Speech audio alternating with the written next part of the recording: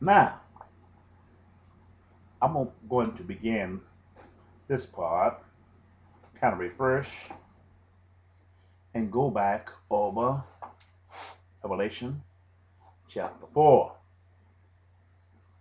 which I concluded in the last DVD, but I find it's essential that I go back to this part where we could understand this part of Bible prophecy.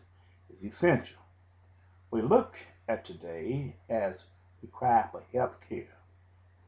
We cry for jobs. We cry for the things that can only be given by God, yet we ask them of a man who is flesh and blood. As we ask with our form of ignorance of the word of God, the man know what season it is. He know what time of day it is.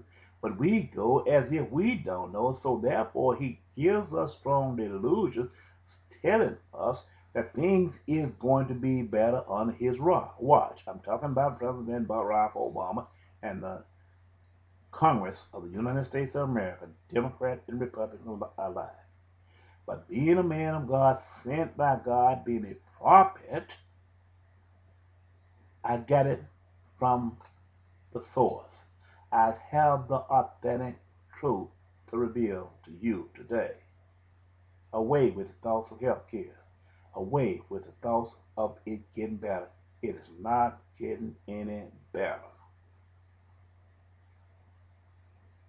The United States of America and the United Nations, the great men of the earth who have built and dominated this world, who have dominated this world through the world trade market and have covered each neighbor's house in each nation and taken all that the best of earth and placed them under the umbrella of his kingdom and under his rules and regulations in his laws.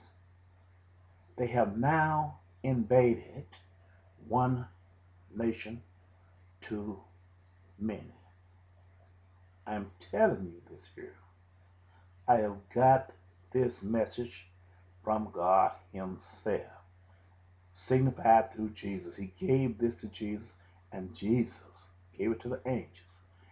He revealed these things to me. It's not going to get any better. We are not down for the count, but tomorrow going to be worse than today. And the next day going to get worse and worse. And at the end, we're going to look for the God that we have forsaken for so long. And he is not going to open his ears to hear what we got to say. And he's going to close the windows of heaven that he won't see us. And let us be turned over to the adversary, the men and the nations that we serve.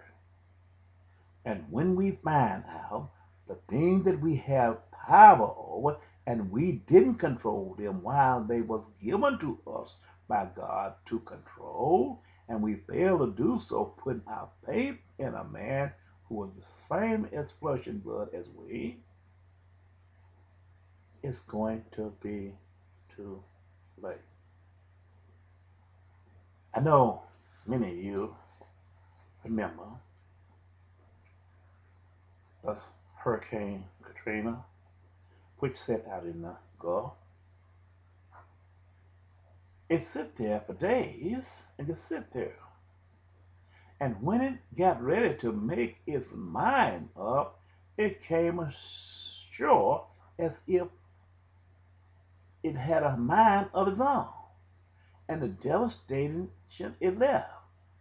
But the military structure that was in the path, the mighty men that was in the path of this storm, they took their mighty warplanes and stuff and their ships and went out to sea to avoid the storm. Well, these signs was true.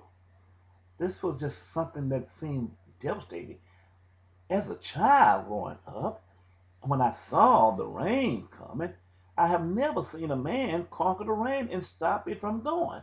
It rained when it wanted and it cut off when it wanted to.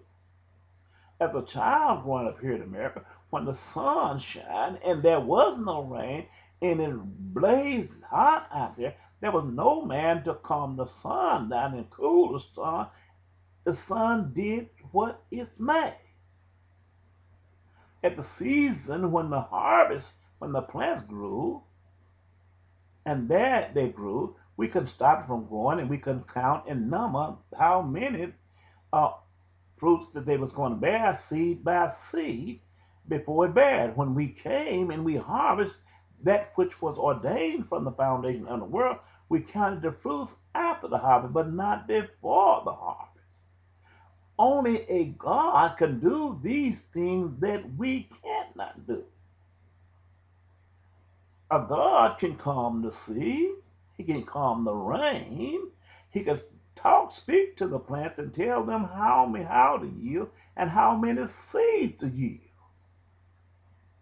But yet we chose a man in his law above the law that God calls, putting God to shame and cause him to be angry at this world because of the way we think.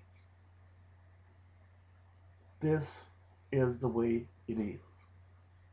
God is tired of being insulted. God is tired of racism, giving a man freedom when he don't open his prison doors for us. He getting tired of considering nations, giving them their fruit day after day, their bread day in, day out, their water every day. And on the other hand, the same man that he feed every day and give him his daily bread, he's taken in his heart and hardened his heart and placed sanctions on some of the poorest and third world nations just because they will not turn their back and curse God the way he had cursed God. Yet here we find ourselves in the end, as this man have did what he wanted to with his weapons of mass destruction. The nations have trembled.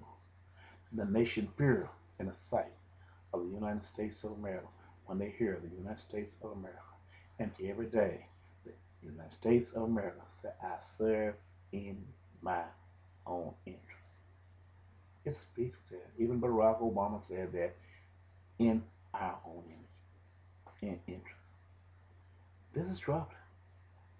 How is it a man or a nation can grow so still-hearted here onto the earth until he exalt himself and say, I serve only in my interest, and when God himself came and served in the interest of the people, the God who created everything, he loved that man so until he gave his own son to die for that sinner man.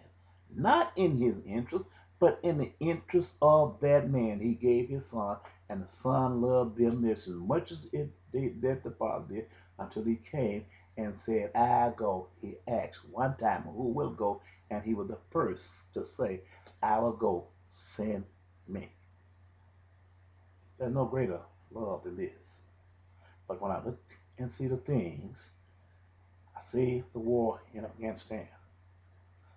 When you look at the horse that God gave you back here, the black horse in Revelation, that is a judge. He's looking, he's a watchman. I am watching everything that the United States of America do and the violation do, because I have to tell you about your faults. I have to speak to you concerning your transgression. If God commanded me, if I didn't tell you that you had to die, and you died while in your sins, then I will have to die with you, because I will be not without faults. Therefore, I have to warn the transgressor of his transgression. I have to warn you about your sin in order. If I speak to you and you don't hear me, then I am free from you. But if not, then I am guilty the same as you.